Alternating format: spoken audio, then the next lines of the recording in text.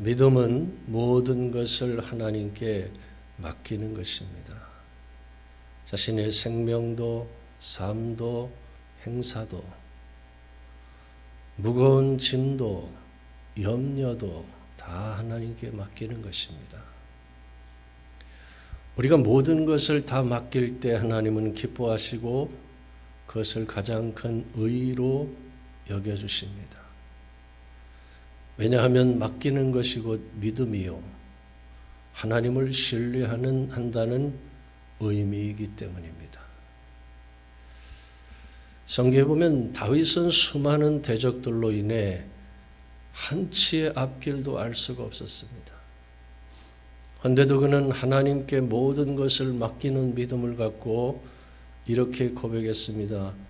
여호와는 나의 목자시니 내게 부족함이 없으리로다. 그가 나를 푸른 풀밭에 누이시며 쉴만한 물가로 인도하시는도다. 내가 평안히 눕고 자기도 하리니 나를 안전하게 살게 하시는 이는 오직 여호와시니이다. 이처럼 하나님께 맡기는 믿음을 가진 다윗을 향해 이는 내 마음에 맞는 자라고 인정해 주셨습니다. 과연 오늘 여러분은 하나님께 모든 것을 맡기는 믿음을 갖고 있습니까? 여호수아 5장에 보면 참으로 충격적인 장면이 기록되어 있습니다. 영적인 지도자 여호수아가 이끄는 이스라엘 백성들이 약속의 땅 가나안으로 나아갈 때 그들의 앞을 가로막고 있는 대적들이 곳곳에 진을 치고 있었습니다.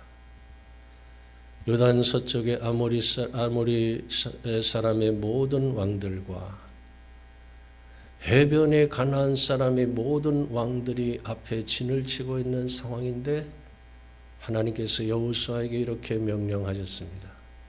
너는 부싯돌로 칼을 만들어 이스라엘 자손들에게 다시 할례를 행하라. 그 명령에 순종하여 여호수아는 이스라엘 백성들에게 할례를 행했습니다. 여러분 이 상황을 이해할 수 있습니까? 할례를 받은 상태에서 적들이 쳐들어오면 과연 어떻게 될까요? 이처럼 하나님께서는 이해할 수 없는 상황에서 순종을 요구하실 때가 있습니다. 그때 여호수아는 한마디의 토를 달지 않고 즉시 순종하여 이스라엘 자손들에게 할례를 행했습니다. 그러자 하나님께서 여호수아에게 뭐라고 말씀하셨는지 기억하고 있습니까?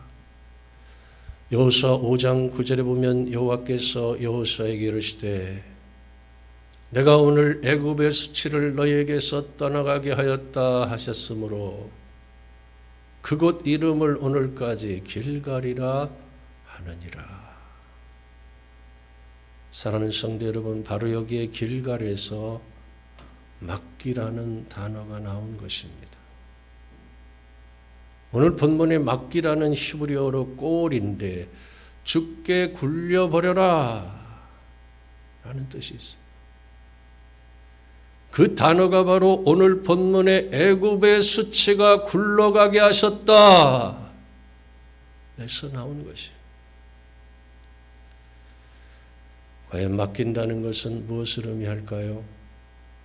그것은 나의 주도권을 내려놓는 것을 의미합니다. 뭐를 내려놔요? 나의 주도권을. 사회심리학자 에리 프롬은 이런 말을 했습니다.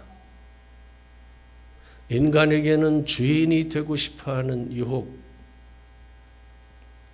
주인처럼 행동하고 싶어하는 마음이 있다고 해서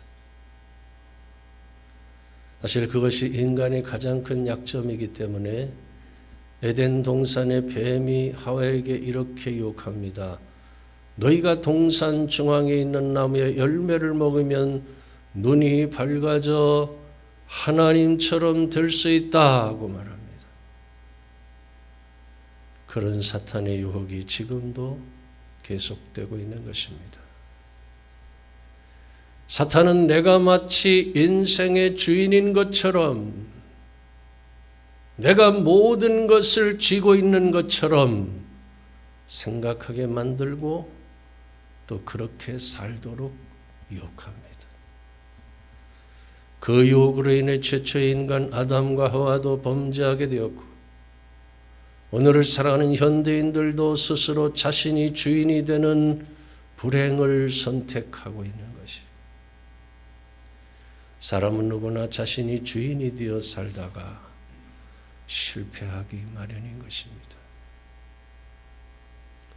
우리 함께 본문 3절 말씀을 한 목소리로 다 같이 한번 읽겠습니다. 다 같이 시작. 너의 행사를 여호와께 맡기라. 그리하면 내가 경영하는 것이 이루어지리라. 여기 너의 행사는 사람이 시도하는 모든 일을 의미합니다. 다시 말하면 너는 네가 시도하는 모든 일들을 여호와께로 옮기라는 뜻입니다. 이것은 하나님께 미루거나 그냥 내버려 두라는 뜻이 아닙니다. 내가 최선을 다하되 혼자서 모든 것을 해결하려 하지 말고 일을 이루시는 분이 하나님이심을 인정하고 그분의 뜻을 따르며 도우심을 구하라는 의미입니다. 그런 의미에서 기도가 바로 하나님께 맡기는 행위인 것이, 기도가 내가 가지고 있는 주도권을 하나님께로 옮기는 행위인 것입니다. 그리하면 내가 지금 시도하고 있는 것뿐만 아니라 마음속으로 생각하고 있는 것의 방향까지도 바르고 유익한 것으로 세워지고 마침내 이루어지게 하신다는 것입니다. 실제로 우리가 하나님의 도우심과 인도하심을 구하면 생각의 방향이 결정됩니다. 점점 내 생각과 내 뜻은 사라지고 하나님의 뜻으로 세워져 갑니다. 그리고 마침내 하나님께서 기적같이 이루어 주시는 것을 체험하게 되는 것입니다. 미국에서 주목받던 IT 기업인 ISI의 설립자이고 최고 경영자인 김진수 장로님의 간증이 있습니다. 그는 창세기 23장에 나오는 아브라함의 모습을 보고 정직한 납세 의무를 지키겠다는 원칙을 세웠고, 개인이 11조를 하는 것 같이 기업 이윤의 10%를 반드시 사회로 환원했습니다. 숱한 어려움 속에서 그 원칙을 20년간 변함없이 지켜왔던 그는 자신의 삶 전체를 하나님의 인도하심이었다고 고백합니다. 강원도 삼척에서 가난한 농부의 아들로 태어나 주경야독으로 공부하다가 30세에 미국 유학기를 올랐고 35세에 뉴저지에서 회사를 설립하여 중견기업으로 성장했던 과정 모두가 하나님의 이끄심이 아니면 설명할 수 없다고 말합니다. 그렇습니다. 일의 계획은 사람에게 있지만 그것을 성취하는 것은 하나님이십니다. 그러므로 우리는 급한 마음과 욕심을 버리고 모든 경향을 하나님께 맡겨야 하는 것입니다. 사랑하는 성도 여러분, 오늘 여러분이 갖고 있는 꿈과 비전은 무엇입니까? 오늘 많은 사람들이 자신의 꿈과 비전을 강조하고 있습니다. 허나 허울 좋은 꿈과 비전이 벗겨보면 자기 욕심입니다. 성도는 크고 화려한 비전이 아니라 순종하는 믿음을 가져야 합니다.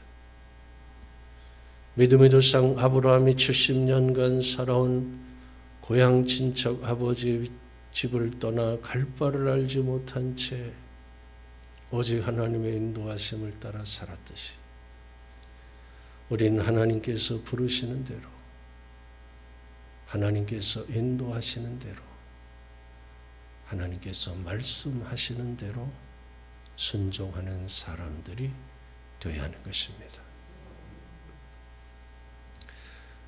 사실 아브라함이 스스로 떠나는 것이 아니었습니다.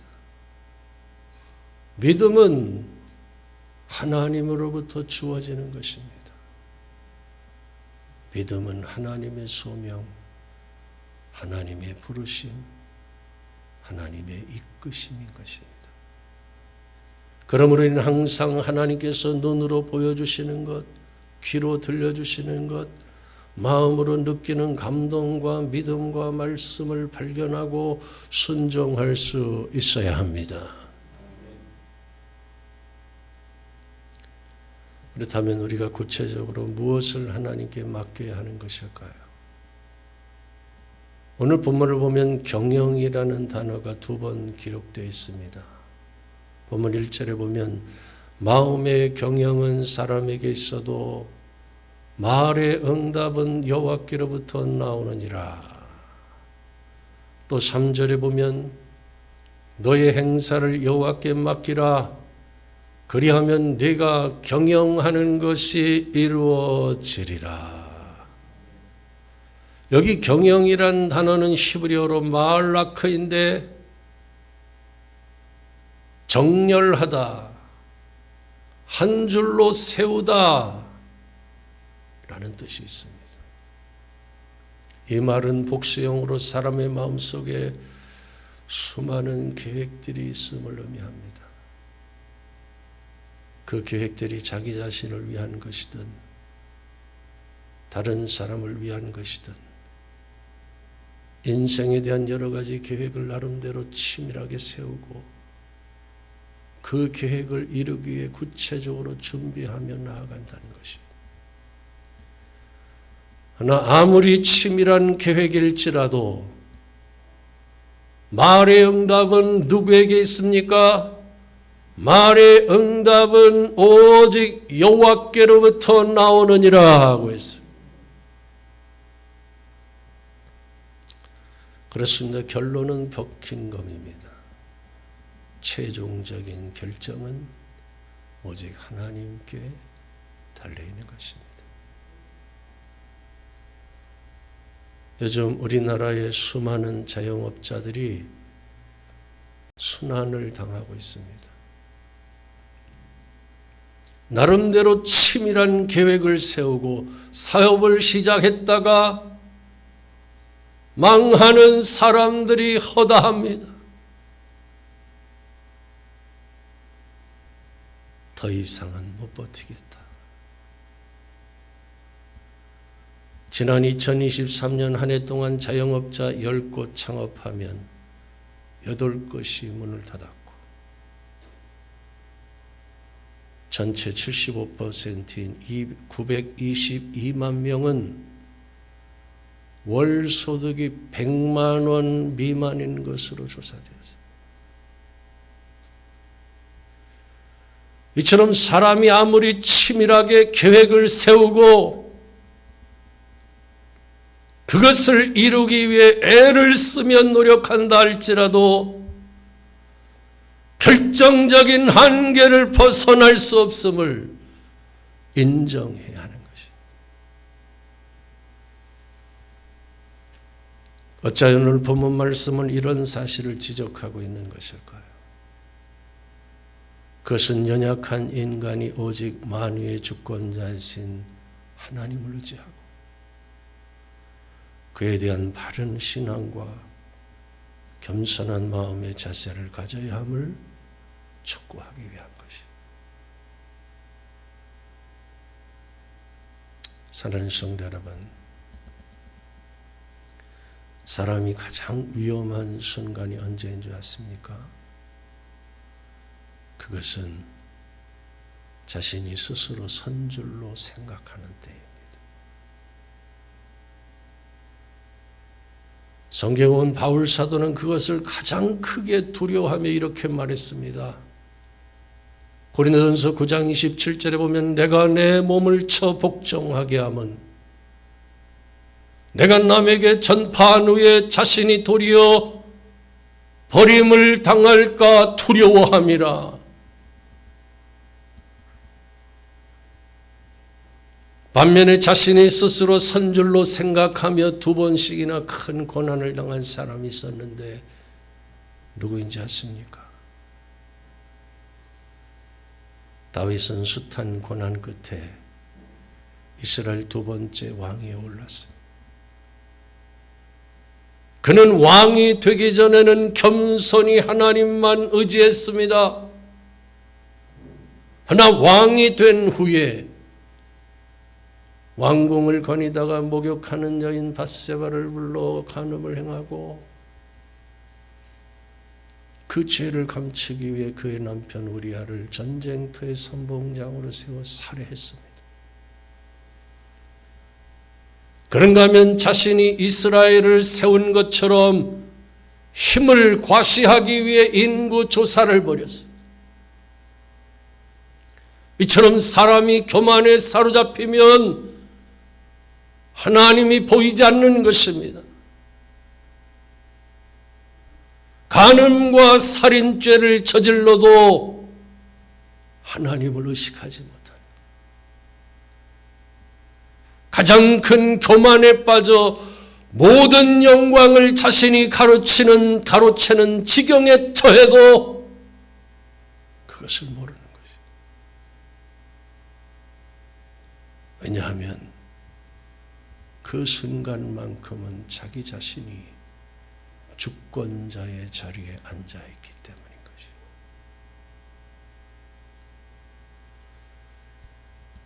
그렇다면 오늘 저와 여러분은 좀 다를까요? 모든 인간에게 가장 큰 위기는 다윗처럼 교만해질 때,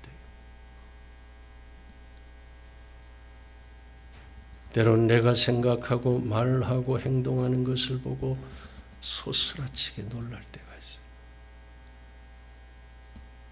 마치 자신이 모든 것을 결정하는 주관자가 된 것처럼 교만해질 때가 있기 때문에.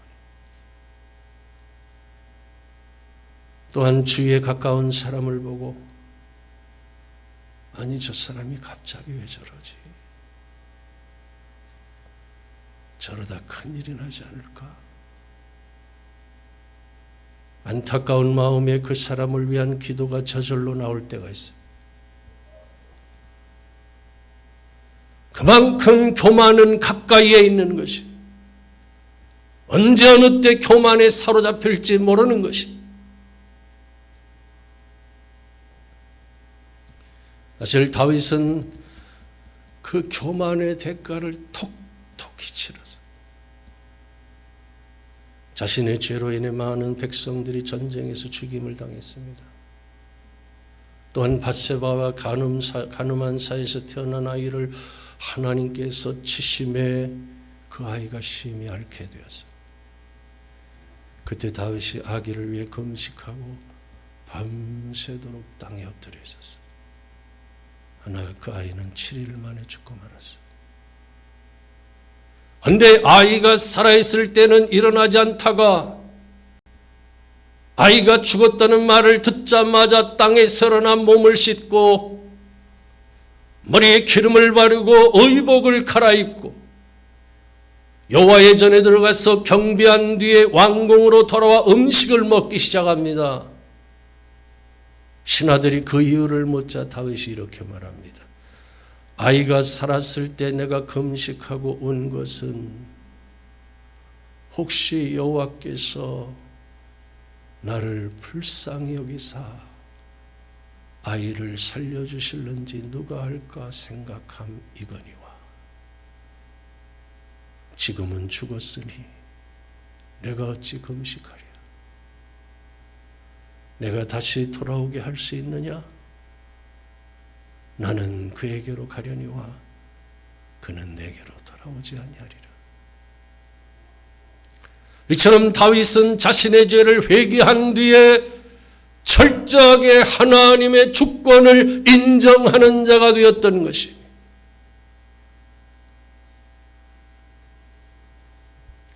그렇다면 사람이 겸손해진 것을 과연 무엇을 통해 할 수가 있을까요? 그것은 하나님의 긍휼하심을 구하는 마음 상태를 보면 알 수가 있어요.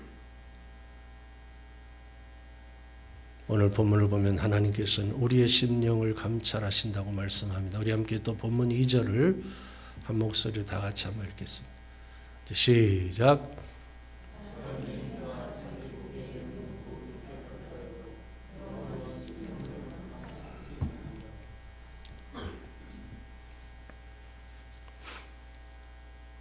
사람은 항상 주관적인 견해를 가지고 모든 것을 바라보고 있어요.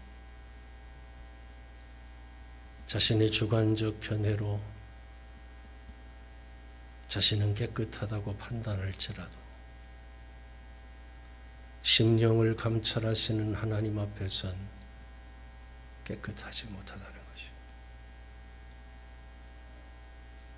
여기서 감찰하시는 이라는 히브리어로 탁한 저울질하다, 달아보다 라는 뜻이 있어요. 다시 말해 여호와께서 심령을 감찰하신다는 것은 사람처럼 겉으로 드러난 행위로 판단하는 것이 아니라 숨겨져 있는 마음속에 선과 악을 저울질하여 정확하게 판단하신다는 뜻이에요.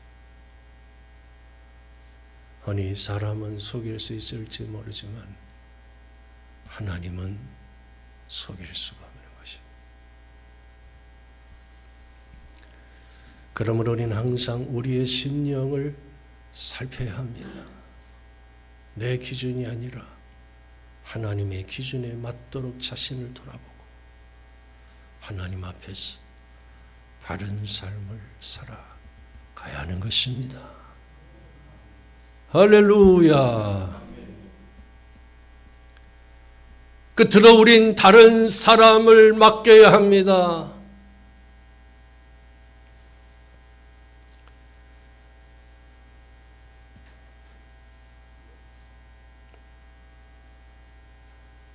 우린 끊임없이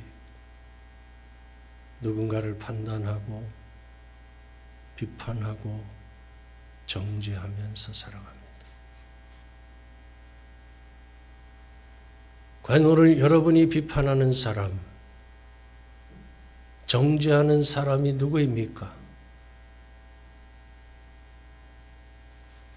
오늘 보면 4절에 보면 여호와께서 온갖 것을 그 쓰임에 적당하게 지으셨나니 악인도 악한 날에 적당하게 하셨느니라 하고 했어요. 다 쓸 때가 있기 때문에 악인도 하나님이 지으셨다는 것이.